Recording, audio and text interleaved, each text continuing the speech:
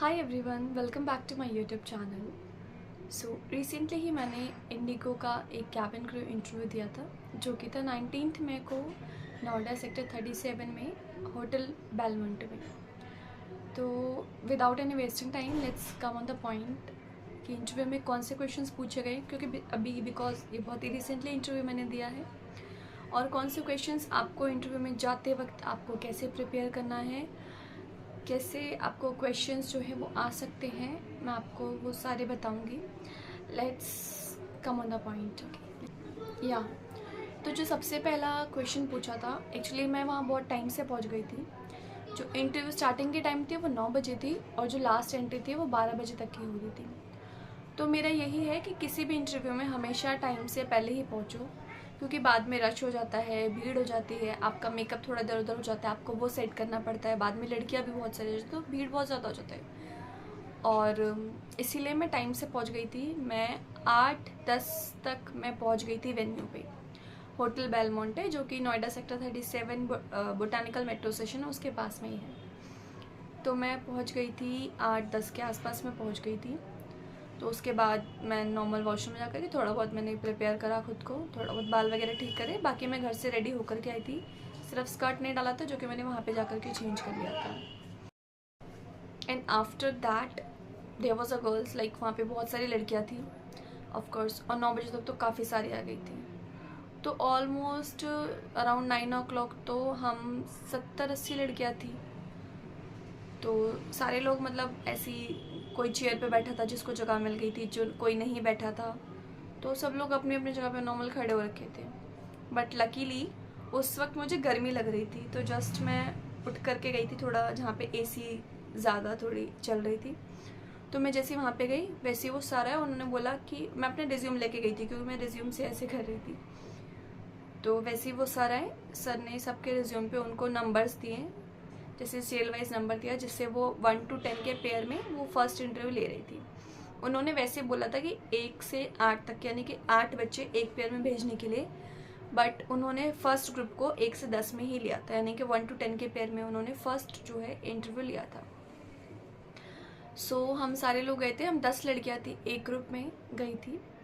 And the question that she was asked with me, उन्होंने पूछा था, उन्होंने सबको एक कॉमन टॉपिक दिया था, मतलब हर बार अलग ही होता है।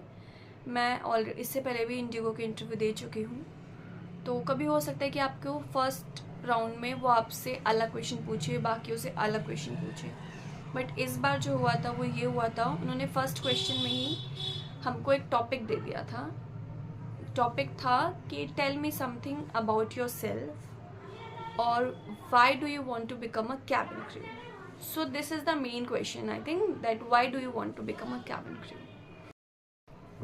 So I have given my answer very well. Guys, please, I just want to tell you, क्योंकि आप ये मत बोलना कि this is my dream job और मैं बचपन से ही करना चाहती थी। मतलब आप थोड़ा बहुत इसको ऐड कर सकते हो कहीं ना कहीं, बट आप पूरी स्टेटमेंट इसको नहीं दे सकते हो। लाइक आई सेड, मेरे ये पैशन के साथ भी है। I have overall 4 years of experience, so I had mention this. I am from customer service department, so my qualities and my experience has matches with the all JD। आप JD ज़रूर read करके जाना, cabin crew का जो भी job description है उसको पढ़ के जाइएगा कि उनके क्या जॉब की रिक्वायरमेंट्स हैं, ठीक है। तो आप उससे रिलेवेंट करके लिंक करके ही आप बताइएगा। हाँ जी। तो जो सेकंड हमारा राउंड होता है वो होता है हमारा BMI का।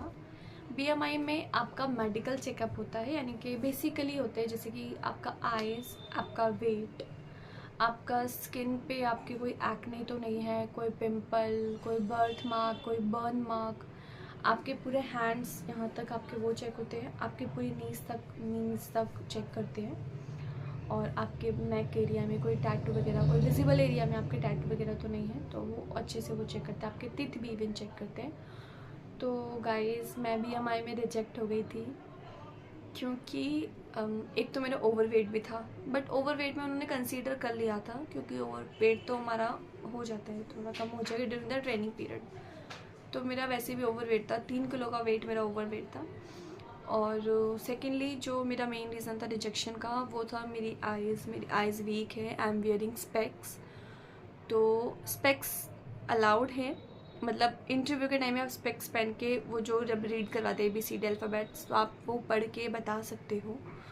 बट जो मेन रीज़न था मेरे रिजेक्शन का वो ये था कि वो कुछ पेंसिल से या फिर पेन से आपकी आइज़ के पास मतलब ऐसे ऐसे करते हो और आपकी जो आइज़ है उनको मूवमेंट करना होता है। पर मेरी आइज़ मूवमेंट तो करती थी, बट जब वो कॉर्नर पे लाके उसको फोकस करने के लिए बोलते तो मेरी आइज़ की जो दोनों बॉल्स हैं मतलब ये फोकस नहीं कर पा रही थी। एक हो रही थी मेरी लेफ्ट वाली आई फोकस नहीं कर पा रही थी, बिल्कुल सेंटर में वो आ ही नहीं रही थी। तो उन्होंने मुझे बोला है कि आप थोड़ी और प्रैक्टिस करो, उसके बाद फिर से आओ। बट मैंने इससे पहले भी इंडिगो के काफ़ी इंटरव्यू दे चुकी हूँ। अगर आपको मेरा एक्सपीरियंस चाहिए और आपको क्या करना है, अभी तक तो यही था इस राउंड में 19th में को जो मैंने इंटरव्यू दिया था।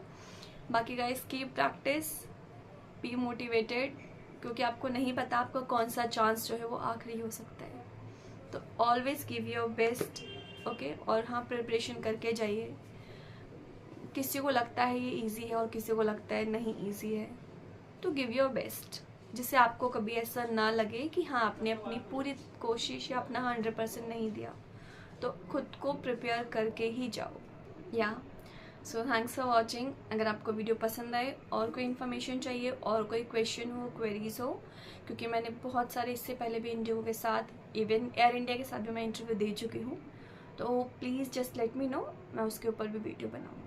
और शायद मैं अभी फिर से एक इंटरव्यू के लिए जाऊँगी, जस्ट फॉर आप लोगों के एक्सपीरियंस के लिए, कि आप लोगों के अगर कोई डाउट्स हैं आप मुझे बता सकते हैं, मैं उनसे क्लियर करके आप तक बता दूँगी, ओके।